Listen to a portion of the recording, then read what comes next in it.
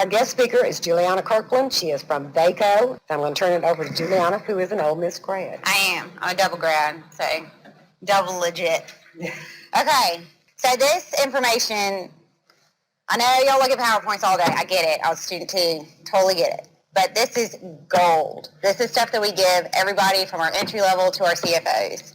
You can learn something from this, okay? So pay attention. I promise this will be worthwhile.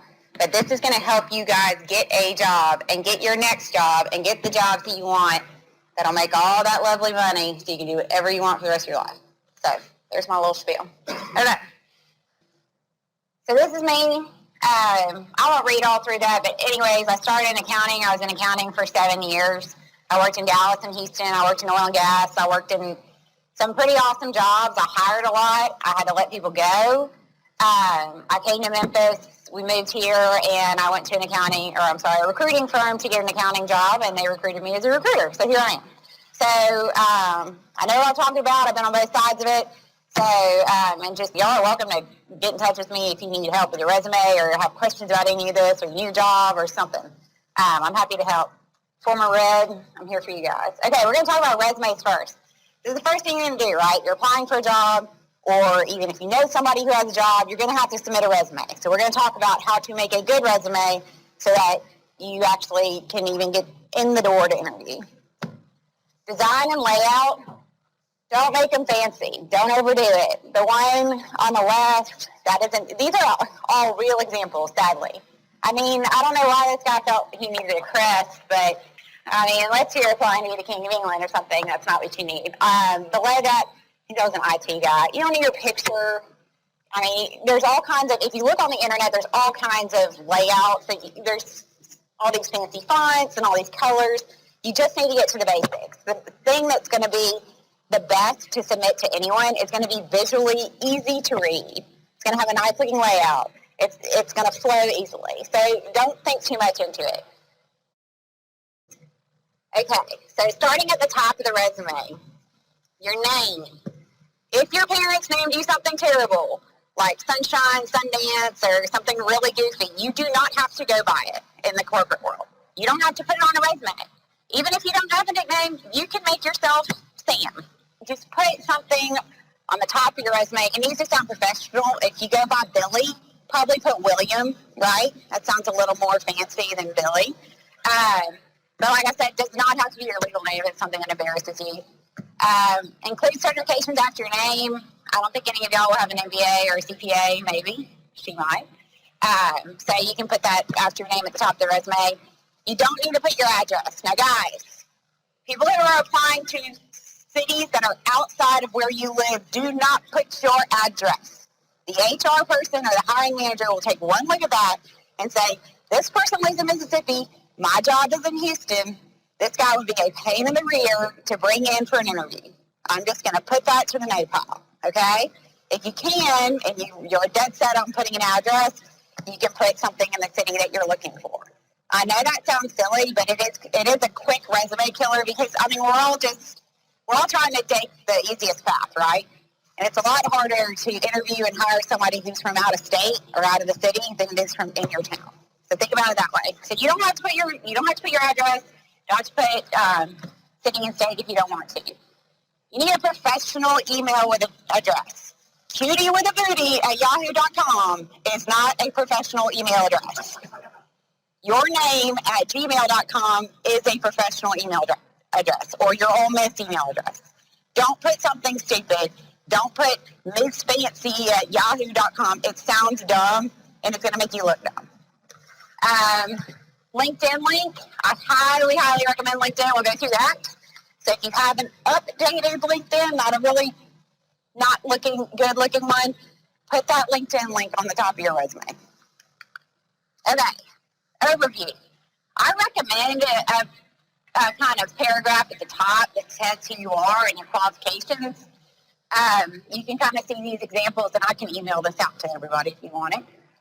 It's just a way to introduce yourself.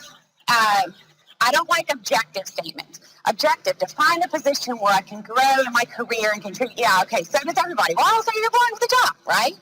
Put a summary about who you are and what your qualifications are. It's going to make you stand out. It's going to look a lot better. Work experience. Organize this, make it look good. Bullet points. Do not do a paragraph. You're not writing a novel. You're not writing a paper. We need bullet points. Use current tense for current roles, past tense for past roles. Don't go back and forth. Don't say prepared financial statements and then contributes daily to financial reporting. I mean, don't go back and forth. Use one tense or the other. Don't use personal pronouns, no I or she. Organize things with fonts. What I usually do is bold the company name, italics, the job position, and then just regular font underneath it. Looks clean, simple and easy. Don't think that, if it's kind of boring, everybody will think it's boring. No, boring works. It looks clean. If you're older, you only need the most recent 10 to 15 years. Do not put every single job that you've had since the 60s. It's just going to take up a lot of space, and it's just going to make you look really old, and it's just not relevant. So only most relevant information. And along with that, guys, a lot of you may not have professional experience, and that's fine. But steer clear from, you're applying to FedEx. They don't even know that you're a driver for Pizza Hut. That has no professional significance to them, okay? All it's going to do is take up space. Be concise. Do not go over 2 pages. You can have a recurring header that shows up on each page. You also know how to do that from writing 1,000 papers. Don't fib on your experience, titles, or dates. We have seen this. We've seen a lot in my business. People will find out. So, there's ways to figure things out. Just don't, if you had a job that you got fired, don't try to fill in the gaps and think anybody will notice. Somebody will find out. It's not a good look. Okay. So here's some examples of what I was talking about. On the left, you see, this person was a shift leader at a bar, and they were a sorter for FedEx, and this person was a beauty advisor for Ulta. And these were, by the way, I think people applied to accounting jobs. And then this person at the bottom wrote us a really lovely novel. All this is just noise. On the right, see that everything's organized clearly. I think that's actually my resume at the bottom. But you see it looks nice. There's bullet points. The tense is correct. Education. So for you guys, you may want to put your education at the top since you're recent grads, and that's going to be the biggest thing for you finding a position, right? Once you have more work experience, you can put your resume or your experience at the end. Your education at the end, because obviously, we know you have a degree. It just doesn't need to take up that quality resume space right up at the top. You don't need to put dates on your education. For somebody who may be in this program but may have got a different degree, like an HR degree in 1992, you don't need to put a date next to it. Don't add education that's irrelevant. I had a guy who put that he had a degree in theology from some religious school, and he wanted a controller job. Like, congrats, I'm down with God too, but that just it's not relevant. So, also, if you're getting a bachelor's degree, don't put an associate's degree. Your bachelor's degree trumps the associate's degree that you got, so you don't need to add it. Don't add your birthday or marital status. I've seen this. Add your systems that you use. I put that as skills and expertise. Everybody, if y'all are trying to get a finance job, if you do not know Excel, you need to know Excel now, immediately. So if you don't know it, your homework is to go on YouTube and Google and figure out how to do a VLOOKUP, a pivot table, and macros. Because if you don't know them, you're not getting a job in finance. Those are the big things that every single employer that we have is looking for. So if you know those things, that makes you an advanced Excel user. Put that on your resume. That's what everybody's looking for anyways. Y'all, Excel is gold, and you will be using it in your financial life. So you need it. If you know things that other people may not know. Access used to be a real sexy thing to know, but now with Excel, there's so many extra lines. It's kind of gone out the wayside, but a lot of people still require it. Things like Visio or different systems you use. You did an internship, and they used SAP. They used Hyperion. Put that down. There's a lot of companies that like people to have specific experience that relates to what their company uses. If you're CPA eligible or you're taking a course, you can add that as well. All right, wrapping up. So your resume. Do y'all know, maybe not, maybe yes, that for each position you apply for, you need to tailor your resume to that position? every job description is different, right? So what the best way to get that resume through HR or through whomever's going to look at it and have them say, hey, I need to bring this person in for an interview, is to have your resume check off all those things on that job description that they're looking for. So always ask for a job description. If it's a friend of a friend that's like, hey, they're kind of looking for someone, ask for a job description. And then make sure that your resume, whatever relevant experience you have that relates to that job description, that's what your resume needs to say. So that hiring manager looks at it and they're like, oh, yeah, oh, man, oh. I've had hiring managers that say their resume could have been the job description. It was perfect. That's what you want them to say. If you've managed people, make sure that that's on the resume. So you just want to have as much information as possible about the daily duties. You know, if you're doing reporting, okay, well, what kind of reports will I be doing? So in your case, if you're doing bookkeeping, you just want to know kind of what kind of accounting functions that they'll be doing in that role. And that way you can make sure that your resume has those on it. And a lot of times, too, that job description will jog your memory of things that you've done that you may not have on your resume. So highly recommend using that approach. Like I said, use your LinkedIn shortcut, email, phone numbers. If you guys, you should all have voicemail on your phones. If you don't, you need voicemail on your phone. If you have voicemail on your phone, make sure it sounds professional. Don't be like, hey, bros, I'm not in, like, y'all know what to do. Make sure that it's a professional sounding voicemail message. Hi, this is Julianna Kirkland. You've reached my voicemail. Please leave me a message. I'll return your call as soon as possible. Boom, done. Proofread. Make sure you spell check 1,000 times. Have your friends proofread it. There's going to be a apostrophe that you missed, a word that you threw in twice. There's going to be something in it because you've seen it 1,000 times. And you don't want that grammar Nazi HR person who's looking at your resume to kick it out because they're like, I mean, they put a comma in it or an apostrophe in it. So, like, no. So just, you know, have 1,000 people look at it. It's fine. The more people who look at it, the better. And then quantifiable accomplishments wherever possible. So in your case, you've done bookkeeping. I would say how many returns you've done in a year, how many clients you've helped.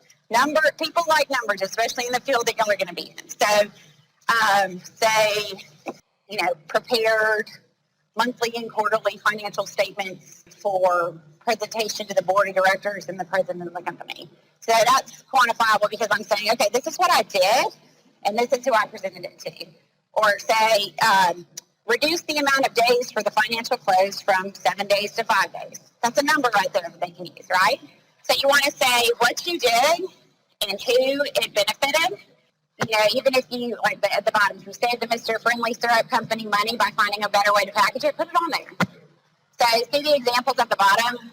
Which one of those taglines sounds so much better on a resume? So don't feel like you have to make it so concise. Expand on your experience and think about, okay, what did I do? Who did it benefit? You know, is it quantifiable? And put those things on your resume. Okay. Here's some do's. I mean, y'all look at this, you're like, oh, it kind of looks boring. Boring's fine. It looks clean. It's easy to read. It's got a nice summary at the top. It's got bullet points. Everything's in the right tense. This is a good resume.